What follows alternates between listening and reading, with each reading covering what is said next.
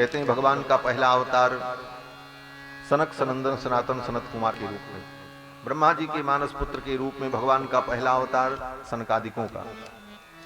दूसरा अवतार भगवान का बराह के रूप में हुआ, सूकर के रूप में। ब्रह्मा जी की नासिका से भगवान सूकर के रूप में प्रकट हुए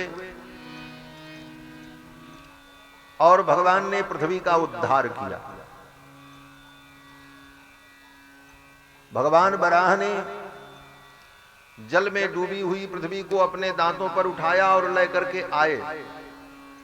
जब पृथ्वी को बराह भगवान लेकर के आए तो भगवान बराह के मुख की जो गंध थी, बराह भगवान ने अपने दांत पर ही पृथ्वी को उठाया था और दांत ही के बगल में भगवान बराह का मुख था और उसी पर पृथ्वी टिकी थी। तो भगवान के श्वास से भगवान के मुख की जो दिव्य गंध थी वो पृथ्वी में लगी और व्याप्त हो गई, और वही जो भगवान के मुख की गंध है वही पृथ्वी का प्रधान गुण बन गया। तत्र गंधवती पृथ्वी, पृथ्वी जो गंधवती है। ये दुनिया में जितना गंध है ये सब गंध क्या है? बोले सब भगवान के मुख की गंध है। ये जितनी सुगंध है, चाहे गुलाब की सुगंध, चाहे केवड़े की सुगंध, जितनी सुगंध दुनिया में है वो सब सुगंध क्या है? बोले वो सब सुगंध भगवान के मुख से ही प्रकट है। अब रही बात उस गंध में, सुंदर गंध को सुगंध कहते हैं और जो गंध बेकार हो, अनुचित लगे उसको कहते हैं दुर्गंध, लेकिन मूलतः सब गंध ही है। वो सु और दुर का विशेषण तो हम अपनी रुचि के अनुसार लगाते हैं। जो चीज हमको दुर्गंधित लगती है वो किसी को सुगंधित भी लगती है। ऐसा नहीं है कि सबको दुर्गंधित ही लगती हो। प्याज लहसुन की गंध, प्याज लहसुन सब्जी में पड़ जाए, छौंका लगे तो साधु महात्माओं को दुर्गंध लगेगी और खाने वालों को बोले बढ़िया सुगंध आ रही, उनको तो वही सुगंध लगती। तो सुगंध और दुर्गंध ये तो हमारी रुचि पर निर्भर करता है। मूलतः गंध तत्व है और गंध तत्व जो पृथ्वी का प्रधान गुण है। जितना भी गंध दुनिया में है वो सब पृथ्वी का है। लोग कहते मैंने वायु बड़ी दुर्गंध है, वायु में बड़ी दुर्गंध है। बोले वायु में दुर्गंध नहीं, गंध तो पृथ्वी का धर्म है, वायु का धर्म नहीं। वो तो पृथ्वी के संस्पर्श से वायु में वो गंध आती है। सुगंधित वायु, दुर्गंधित वायु, जो भी। तो गंध जो पृथ्वी का प्रधान गुण है वो कहां से आया? बोले भगवान के मुख से आया। भगवान बराह ने अपने मुख पर पृथ्वी को धारण किया और बस पृथ्वी में वो भगवान के मुख की दिव्य गंध व्याप्त हो गई। तत्र गंधवती पृथ्वी, पृथ्वी गंधवती हो गई। और भगवान के नासिका से निकलने वाली श्वास से वो गंध पृथ्वी में व्याप्त हुई। उसका परिणाम बोले हम आप भी उस गंध का अनुभव करते हैं तो नासिका से ही करते हैं, इसीलिए क्योंकि नासिका से उत्पन्न है। जिस इंद्रिय से जो धर्म प्रकट होगा, जो गुण प्रकट होगा, जो विशेषता होगी, उस इंद्रिय से ही उस विषय का ग्रहण होगा, यह सिद्धांत। तो भगवान की नासिका से वो गंध प्रकट हुई, इसीलिए गंध का ग्रहण नासिका से होता। नाक बंद कर दिया जाए और आपके आंख के सामने, कान के सामने स्प्रे डाला जाए तो स्प्रे की गंध न कान पता कर पाएगा न आंख पता कर पाएगी, नाक ही बताएगा। क्यों? बोले नाक से ही गंध उत्पन्न हुई भगवान की नासिका से। तत्र गंधवती पृथ्वी। बराह भगवान ने पृथ्वी का उद्धार किया। ये भगवान का दूसरा अवतार। तीसरा अवतार भगवान देवर्षि का, नारद जी का।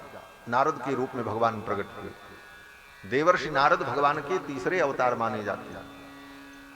तृतीयं ऋषि सर्गम च देवर्षित्वमुपेत्य सह तंत्रं सात्वतमाचष्ट नैष्कर्म्यं कर्मणां यतः।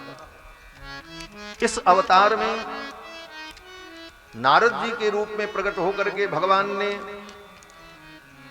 निष्काम कर्म योग का उपदेश दिया। नारद जी निष्काम कर्म योग करते हैं, इनको किसी से कोई कामना नहीं, कोई स्वार्थ नहीं।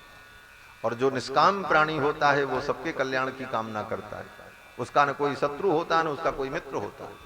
इसलिए नारद जी का न कोई शत्रु है, नारद जी का कोई मित्र है। दुनिया के जितने राक्षस, सब राक्षस ऋषि मुनियों के शत्रु, लेकिन नारद जी का कोई शत्रु नहीं। कहीं हो तो बताओ। वही रावण, जो रावण ऋषि मुनियों के आश्रम में आग लगा देता था, जेहि जेहि देश धेनु द्विज पावई, नगर गांवपुर आग लगावई। वही रावण के दरबार में जब नारद जी पहुंच जाते थे तो रावण नारद जी की पूजा करता था, प्रणाम करता था। आइए गुरुदेव, नारद जी से कभी उसका झगड़ा नहीं। वही कंस जो ऋषि मुनियों को त्रास देता था, वही कंस, उस कंस के दरबार में नारद जी पहुंच जाए तो कंस नारद जी को भी प्रणाम करता था। गुरुदेव बड़ी कृपा की, हमारा कल्याण कैसे होगा, उपाय बता। तो नारद जी उसको भी उपाय बता देते। क्यों? बोले जिसके जीवन में निष्काम कर्मयोग होगा, जिसका जीवन स्वार्थ रहित होगा, उसका दुनिया में न कोई शत्रु होगा, न उसका कोई मित्र होगा, वो सबके कल्याण की कामना। नारद जी भगवान के तीसरे अवतार हैं। चौथा अवतार भगवान का नर नारायण के रूप में हुआ। बद्रीनाथ धाम में जो भगवान बद्री विशाल हैं, वो कौन है? बोले भगवान नारायण धर्म के पुत्र हैं। धर्म नाम के महर्षि के पुत्र, धर्म नाम के महर्षि की पत्नी मूर्ति देवी के गर्भ से उनका प्रादुर्भाव हुआ। नर और नारायण के रूप में उन्हीं को हम लोग बद्री नारायण भगवान कहते हैं। ये भगवान का चौथा अवतार। पांचवा अवतार भगवान का कपिल मुनि के रूप में हुआ, जिन्होंने सांख्य शास्त्र का प्रणयन किया। छठवां अवतार भगवान का दत्तात्रेय के रूप में हुआ। अनसुया के पुत्र बनकर के भगवान प्रकट हुए अत्रि महर्षि के गर्भ में, इसलिए इनका नाम दत्तात्रेय हुआ। सातवां अवतार भगवान का आकुति देवी के गर्भ से यज्ञ नारायण के रूप में हुआ। और भगवान का आठवां अवतार ऋषभ देव के रूप में हुआ, जिनको जैन धर्म के लोग अपना आदि तीर्थंकर मानते हैं। वे भगवान ऋषभ देव। नौवां अवतार भगवान का पृथु के रूप में हुआ। राजा बेन के शरीर का ऋषियों ने जब मंथन किया तो बाहुभ्याम मध्यमानाभ्याम मिथुनम समपद्यत। राजा बेन की भुजाओं का मंथन करने पर एक जोड़ा प्रकट हुआ, एक कपल प्रकट हुआ। भगवान नारायण और भगवती महालक्ष्मी, ये पृथु भगवान का अवतार, ये नौवां अवतार। 10वां अवतार भगवान का कच्छप के रूप में हुआ, वो मत्स्य के रूप में, मछली के रूप में, मत्स्यावतार। और 11वां अवतार भगवान का कच्छपा अवतार, कच्छप के रूप में, कछुए के रूप में। मछली और कछुआ के रूप में भगवान का अवतार था। एक अयोध्या में बड़े विलक्षण महात्मा थे, तो वो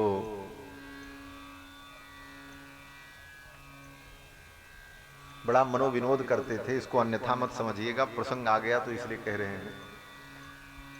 जो महात्मा कहते थे, महाराज मैथिल लोगों ने भगवान के 3 अवतार को खा लिया। बोले कौन कौन अवतार? बोले मत्स्यावतार, कच्छपावतार और बराह अवतार। अवतारास्त्रयो विष्णो मैथिलैः कवलीकृता।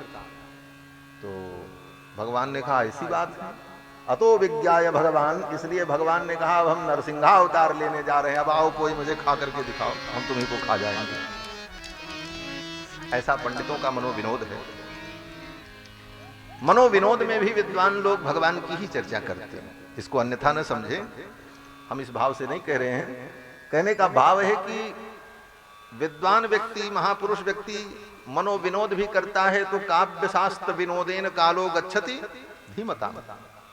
बुद्धिमान व्यक्तियों का जीवन भी शास्त्र के विनोद में ही, शास्त्र में ही आनंद लेकर के उनका जीवन बीतता है।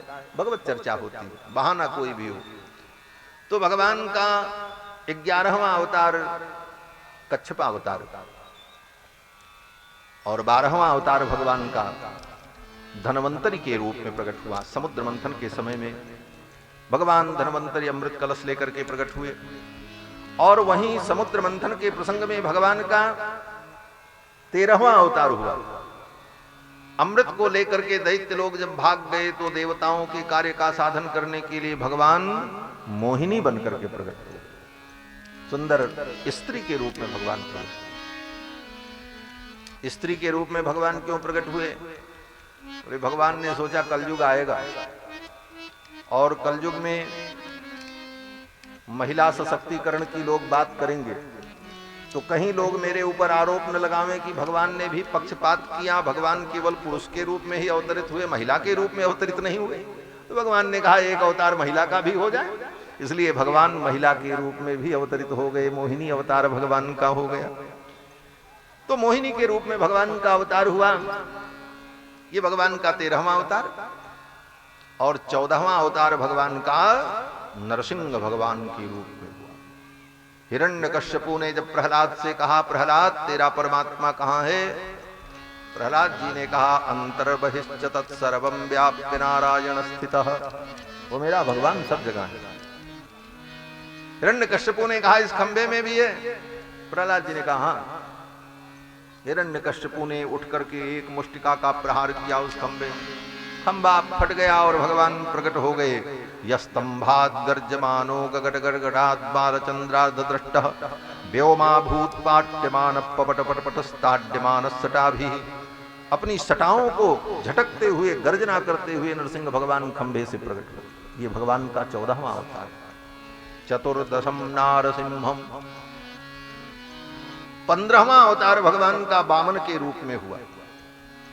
राजा बलि के यज्ञ में 3 पग पृथ्वी मांगने के लिए भगवान गए और 3 पग पृथ्वी की याचना करने के क्रम में भगवान ने राजा बलि का सर्वस्व ले लिया। ये वामन अवतार। और 16वां अवतार भगवान का परशुराम जी के रूप में हुआ। और 17वां अवतार भगवान का वेद व्यास जी के रूप में हुआ, जिन्होंने 18 पुराण की रचना की। और 18वां अवतार श्री अयोध्या जी में भगवान श्री रघुनंदन के रूप में हुआ।